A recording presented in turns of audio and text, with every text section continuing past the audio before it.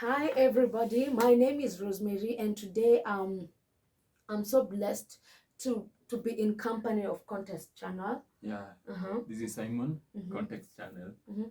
and she's Limitless Reloaded Channel. So today is the 60th Madaraka Day for us Kenyan. What do you think? 60th. It's amazing. It's amazing. Yeah.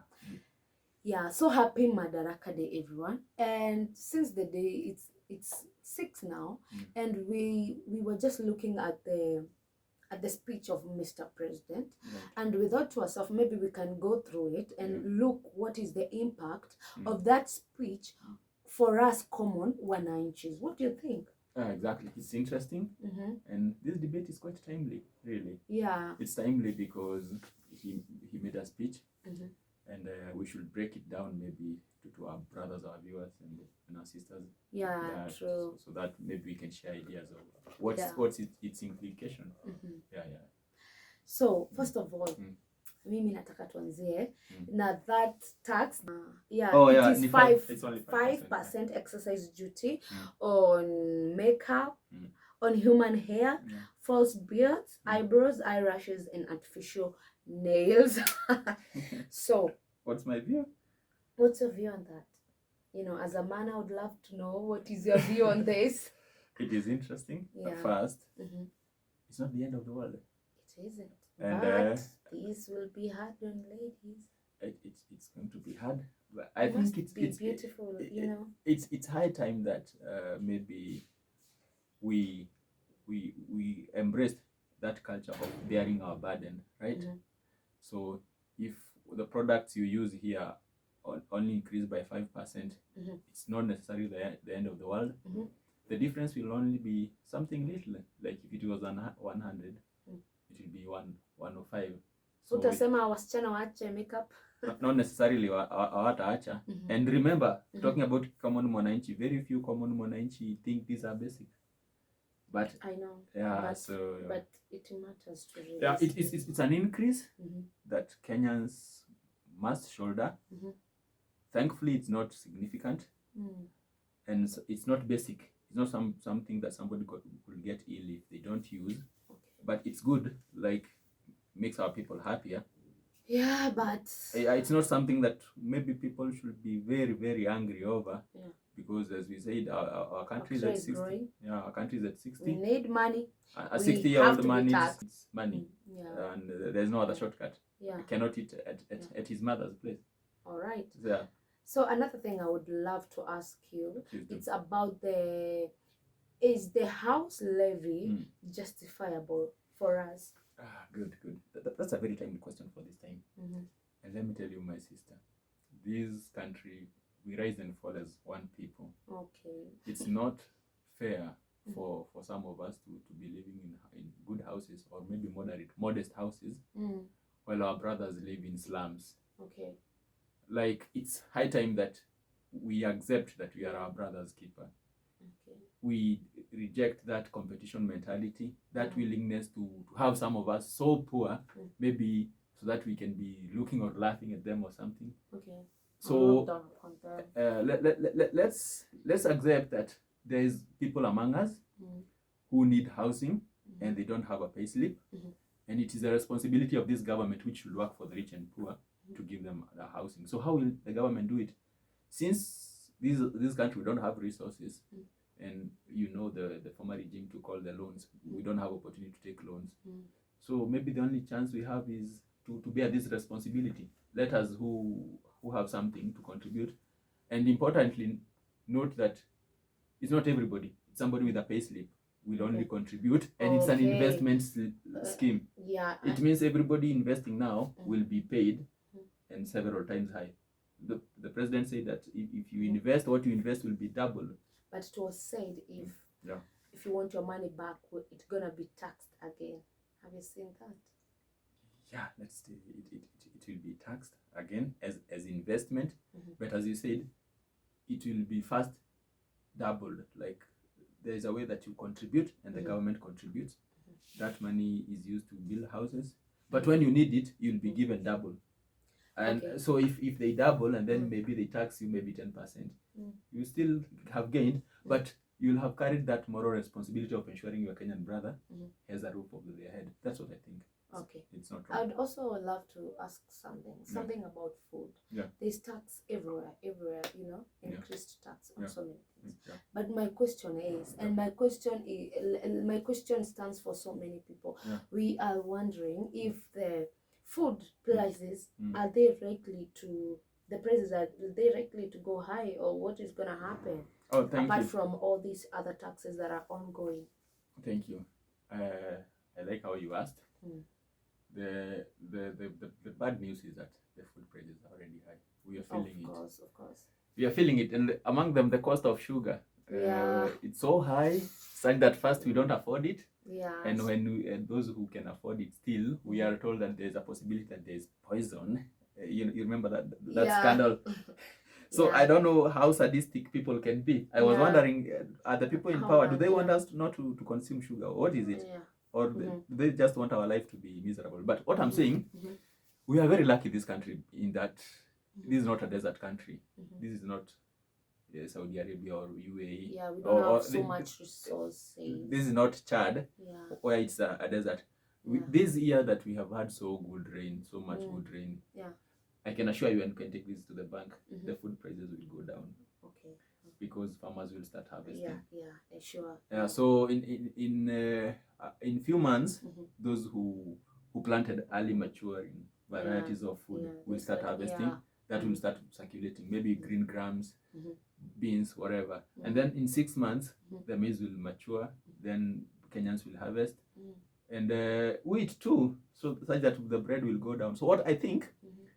things that we have control over, let's say about, we're talking about green grams, beans, and these cereals, kamande and whatever, and then wheat and maize. Yeah. If our God continues being gracious as He is, it's gonna be abundant. and the rain comes, the rain continue falling. Yeah, we're gonna be that price will go down.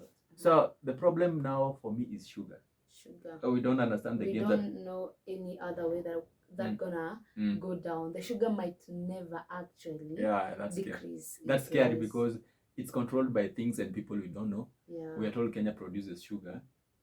Farmers farm cane. Yeah. But there's magic that is done somewhere that we grow cane, but all sugar mills are falling. You hear Mia's always falling. This one is in debt. This one is in debt. Though there's probably corruption, debt, and other and theft and other things like that. In the middle. So we might never know. We might never actually have. So I'm not optimistic with the price of sugar. Me too. I don't think it's gonna decrease anyway. Yeah. So another thing I would love you to tell me about, it's about the baby formula that has been increased. The cost will be they will increase the cost of baby formula at about 16%. Now this for me, before even you talk, for me I feel this already is a sad news to children, because you know children are being born daily, women are giving birth daily, and you know there is so much that goes on about the production of milk. Okay. Because there are women who struggle producing milk, and so the children have to survive by baby formula, and 16% is quite high. What do you think? Okay, let me recognize your sadness in that by stating it is justified. I won't play it down. And maybe you are a lady. You have those motherly instincts. I'm likely to become a mother but anytime. Since the invention of baby formula, including the company that invented it, ran into scandal because this thing became that it was not as nutritious as they claimed to be. So it has always been a challenge. They lied to mothers, made mothers to wean off their children, of baby's mother, of mother's milk, to increase sales of this thing, and ultimately it had adverse effects on children. Yeah, they brought up very weak children that were prone to so many diseases. And at the end of the day, some died. Yeah, of course. So let me answer this by stating that mother's milk is the gold. It should be the primary way of feeding our children. Yeah. And I sympathize with ladies who cannot who cannot produce enough milk for their I'm so sorry for babies. them. I wish they get other supplemental way of feeding milk to increase the milk production. So this baby formula thing, it's sad that it increased by 16%, but again, I want to advise ladies, and I'm not an expert. This should to find a way to increase their production, the milk production. Find other ways. Consult your doctor, consult those people who can help you get enough milk for your baby, because I can almost assure you that this thing called baby formula should not be the primary way of nourishing the children. Baby, it should not be a proper nourishment. And mother's milk, remember, it has other things like antibodies. Like if you breastfeed your child, you are also making them immune to illnesses, making them strong, such things. So let me not overemphasize. Thank you. Okay, I want us to look the other one that almost affects everything. When it goes up, it's likely things are going to go up.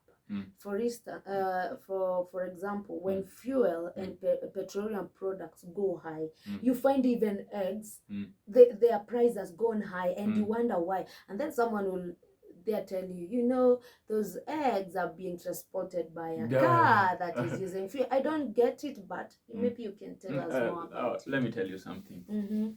I don't understand how sometimes the government works. This is very funny. Because the fuel is a primary way is the basic resource used in everything. So you tax fuel, and the cost spreads to everything, to any other thing.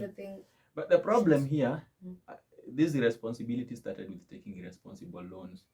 There is that global bank of thieves called the IMF and other things, and World Bank. They advised the former government to take loans and on the promise that they will tax fuel. So I don't think there is a leeway, but I wish they had, because this is usually a foolproof way of causing recession. If you tax fuel, the economy usually grows slower, because everything else becomes expensive. You decrease consumers' purchasing power, then you slow down economy. The only maybe mitigating factor that Ruto is doing that I think will balance that out is that housing levy you were asking me about. In that money will be invested in construction, such that the general economy may slow down because consumers' purchasing power is reduced as they pay more in tax. But at the same time, the government is increasing consumption by paying those construction people. I've had people say that the construction of these houses will include up to 300,000 young people, sometimes up to 1 million. So if you increase an income of 1 million small people, what happens is that small people spend more. All of them will go buying unga, buying beef, buying those small things. So what happens is that they rejuvenate economy. As you contrast this with during the COVID-19 joke, there are those people who pay themselves so much money, but rich people don't spend. They save that money, so it does not circulate. The economy slows down. So I think that will mitigate that thing. So the other one naona itapeleka watu sana. It's about the one. It's called the what is it? Turnover tax. Turnover tax.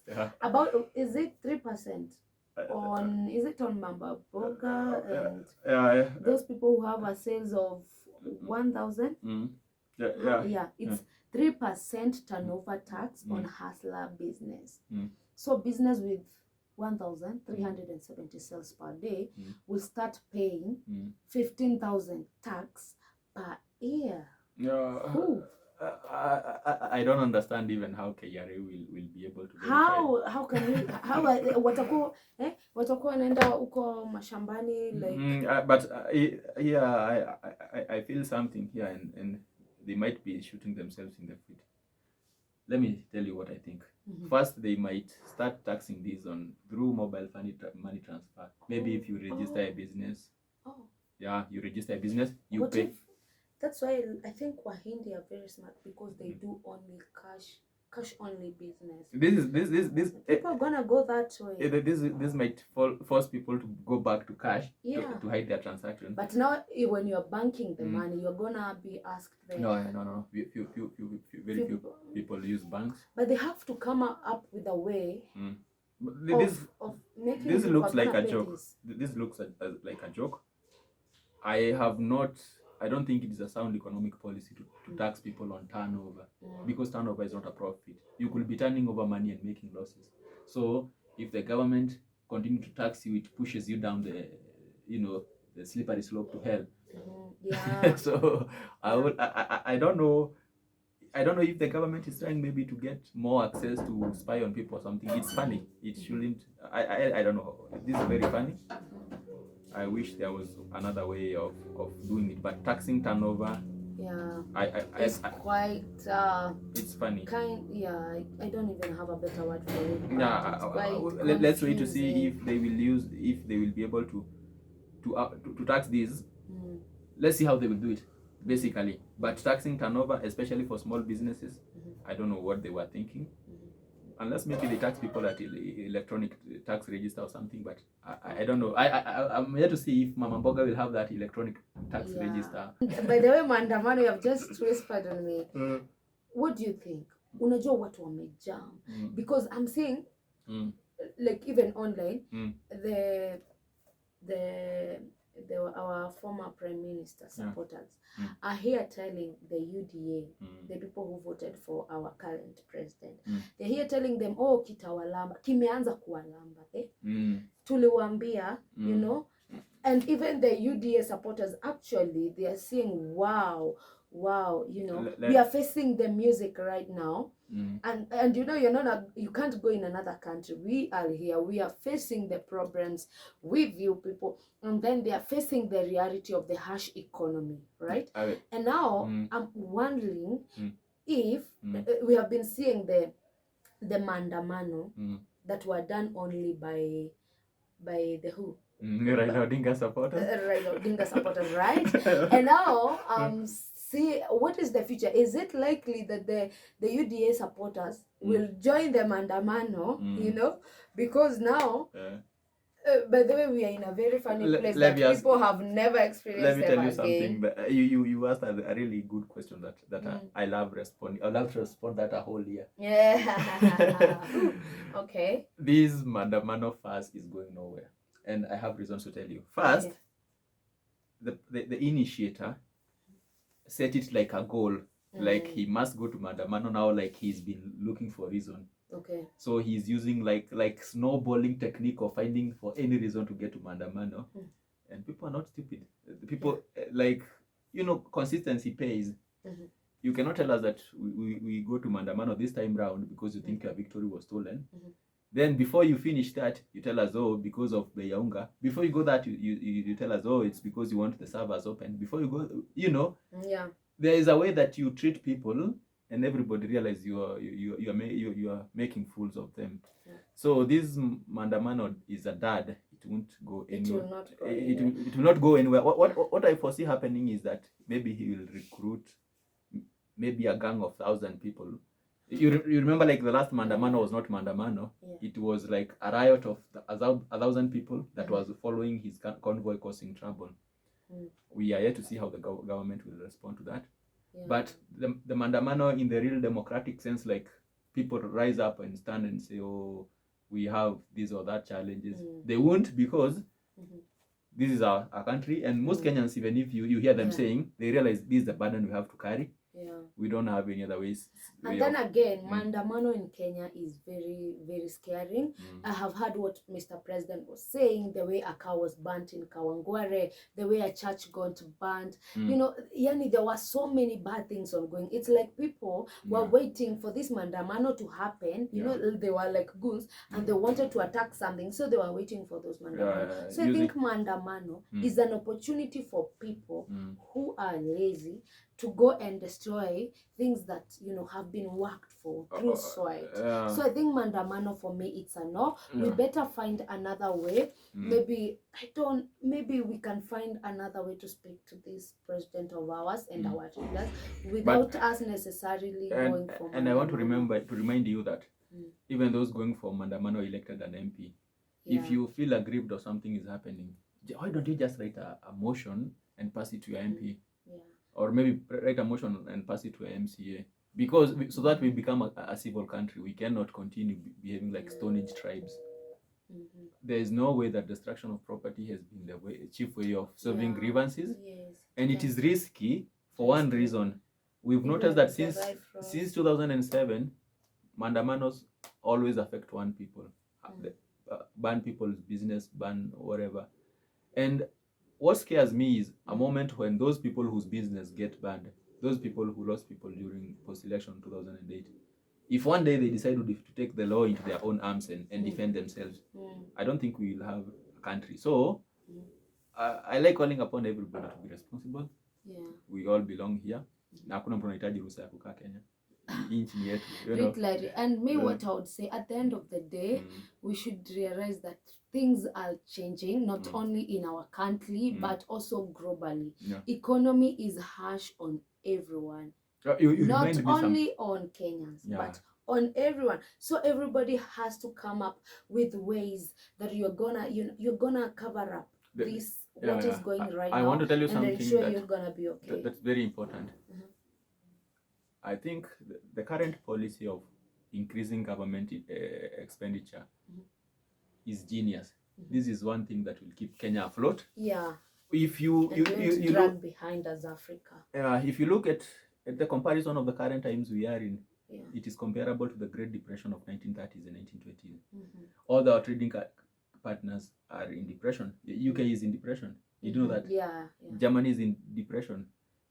And if UK and Germany and then the EU are struggling, and then the IMF they are developed countries. That state. The IMF downgraded the growth forecast for Uganda, our greatest trade partner, and also for TZD.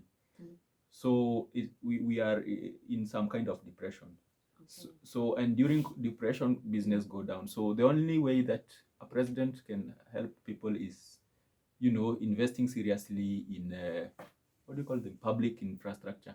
And that's what FDR did in the US in the 30s and 20s, and it became very popular for doing it. So maybe our president is being courageous and doing the right thing. Yes, and sometimes we are fighting it. And sometimes the right thing is not usually the most popular.